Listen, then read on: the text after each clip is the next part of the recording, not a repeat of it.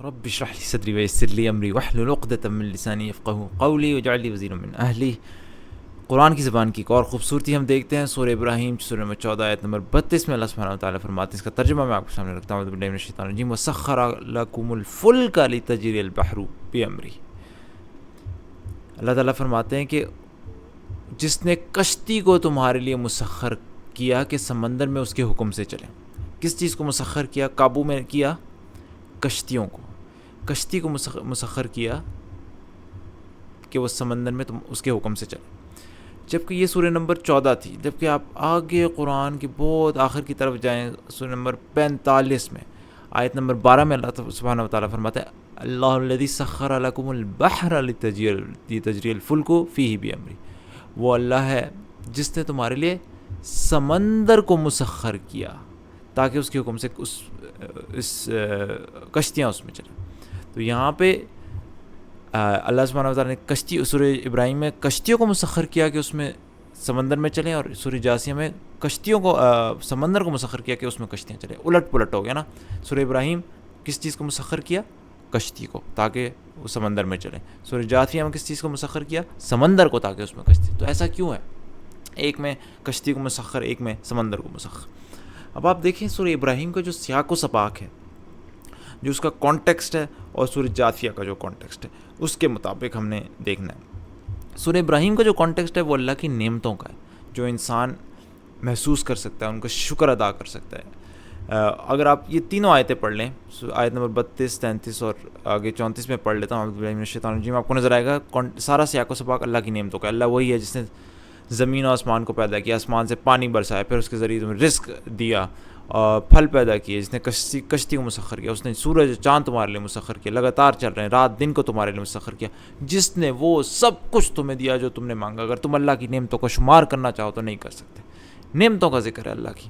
اور یاد رکھیے گا, نعمتیں کا شکر ادا, جو چیز آپ کے زیادہ قریب تر ہوتی ہے, جو آپ کے زیادہ آپ اس کو محسوس کریں, زیادہ اس کا شکر ادا آپ ہوتے ہیں. جو چیز ایون جو اللہ کی چھپی ہوئی نعمتیں ہم زیادہ تر مشکل ہوتا ہے ان کا شکر ادا کرنا, کیونکہ وہ آپ ایکٹیولی ان سے انٹریکٹ نہیں کر رہے ہوتے. بے شک وہ ہمیں فائدہ دے رہی ہوتی ہیں, لیکن زیادہ تر جو نعمتیں ہمارے سامنے ہوتی ہیں, کھانا ہمارے سامنے ہوتا ہے, پینا, ہمارے گھر والے, کپڑے, ان کا زیادہ دل سے شکر نکلتا ہے کیونکہ ہمارے آنکھوں کے سامنے ہوتی ہیں. آپ دیکھیں اللہ تعالیٰ یہاں پہ کہہ رہے ہیں کشتی کو مسخر کیا. سمندر کے مقابلے میں انسان کے قریب تر کیا چیز ہے جو اس کو زیادہ ظاہر ہے, جس پہ وہ چڑھتا ہے, بیٹھتا ہے, جس کے اوپر سے سامان آتا ہے, لے جاتا ہے دنیا بھر میں, اس کے اوپر ویسے بھی کشتیوں پہ سوار ہوتا ہے, تفریح کے لیے بھی سوار ہوتا ہے, اور کشتی کے اندر سارے کام ہوتے ہیں اس کے, اور ڈائریکٹلی کشتی پہ بیٹھتا ہے. تو نعمت وہ چیز اس کے زیادہ قریب ہے سمندر کے. سمندر تو ایک ایسی چیز ہے جس کے انڈائریکٹلی جا کے, سمندر کے اندر تو نہیں انسان ویسے ڈائریکٹلی جا سکتا نا, انلیس بہت احتیاط کے ساتھ جائے. تو کشتی چونکہ زیادہ قریب تر تھی انسان سے, لہٰذا اس کو نعمت کے سیاق و سباق میں اس کا پہلے ذکر کیا. جبکہ سورہ جاثیہ میں جس میں کہا سمندر کو مسخر کیا, اس کے سیاق و سباق میں ایک ایسی چیز تھی جو عموماً دور ہوتی ہے, اور وہ کیا ہوتی ہے؟ نشانیاں. کیونکہ جو نشانی ہوتی ہے وہ کسی اصل چیز تو نہیں ہوتی, وہ اصل چیز کی طرف دلالت کر رہی ہوتی ہے. اب آپ اس کا سارا سیاق و سباق دیکھیں, آیت نمبر 12 تھی. اگر میں سورت کی شروع سے آپ کو لے کے چلوں, پورے سورت میں آیات کے بارے میں بات ہوتی ہے کہ زمین آسمان میں بے شمار نشانیاں ہیں, اور تمہاری اپنی پیدائش میں نشانیاں ہیں, اور ان ساری چیزوں میں لوگوں کے لیے جو عقل سے کام لیتے ہیں بہت سی نشانیاں ہیں. یہ اللہ کی نشانیاں ہیں. پھر یہ جب اللہ کی آیات سنتے ہیں, یہ ہماری آیات سنتے ہیں, آیات, پھر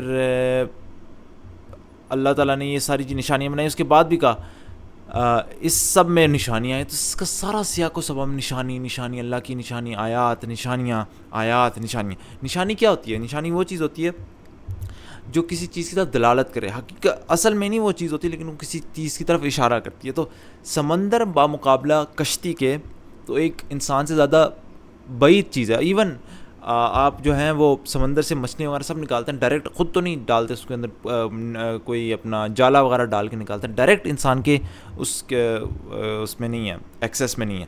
تو اس کو نشانی کے سیاق و سباق میں رکھنا زیادہ مناسب ہے. جبکہ کشتی جو انسان کے زیادہ قریب تر ہے, اس پہ سوار بھی ہوتا ہے, اس سے فائدے بھی اٹھاتا ہے. سمندر تو صرف as a mode of transport ہے, اس پر کشتیاں چلتی ہیں نا, انسان زیادہ قریب کشتیوں کے. اور دوسری بات, ایون یہاں پہ جب اللہ تعالیٰ نے فرمایا کشتیوں کو مسخر کیا سمندر میں، اور اللہ تعالیٰ نے آگے کہا دریاؤں کو تمہارے لیے مسخر کیا، نعمتوں میں دریا کا، کیونکہ دریا انسان سے کشتیوں سے بھی زیادہ، سمندروں سے بھی زیادہ نزدیک تر ہوتا ہے۔ دریاؤں کے کنارے لوگ اپنے گھر وغیرہ بھی، بستیاں بھی بستی ہیں، اور دریا نیچرلی کیونکہ وہ سمندر سے چھوٹا ہوتا ہے تو اس کے زیادہ ارد گرد لوگ بھی جمع ہوتے ہیں اور اس سے زیادہ قریب بھی ہوتے ہیں، تو اسے بھی اپنی نعمت کے اس میں گناہ ہے۔ سبحان اللہ، یہ رینڈم نہیں تھا قرآن میں کہ اللہ تعالیٰ نے اپنی نعمتوں کے کانٹیکسٹ میں کہا کہ ہم نے کشتیوں کو مسخر کیا کیونکہ وہ انسان کے زیادہ قریب تر ہیں اور زیادہ ان سے ڈائریکٹ فائدہ اٹھاتا ہے، جبکہ سمندر کو نشانیوں کے کانٹیکسٹ میں ذکر کیا کہ اسے مسخر کیا کیونکہ سمندر نیچرلی اس سے فائدہ اٹھاتا ہے لیکن اتنا قریب جا کے نہیں جتنا کشتیوں سے۔ سبحان اللہ، کتنا خوبصورت یہ قرآن کا انداز بیان ہے، ہر چیز کو اپنے سیاق و سباق میں رکھا۔ تو اللہ تعالیٰ ہمیں یقین کے حد تک ایمان دے کہ قرآن اللہ کی کتاب ہے۔ سبحانک اللہم و بحمدک، اشہد ان لا الہ الا انت، استغفرک و اتوب الیک۔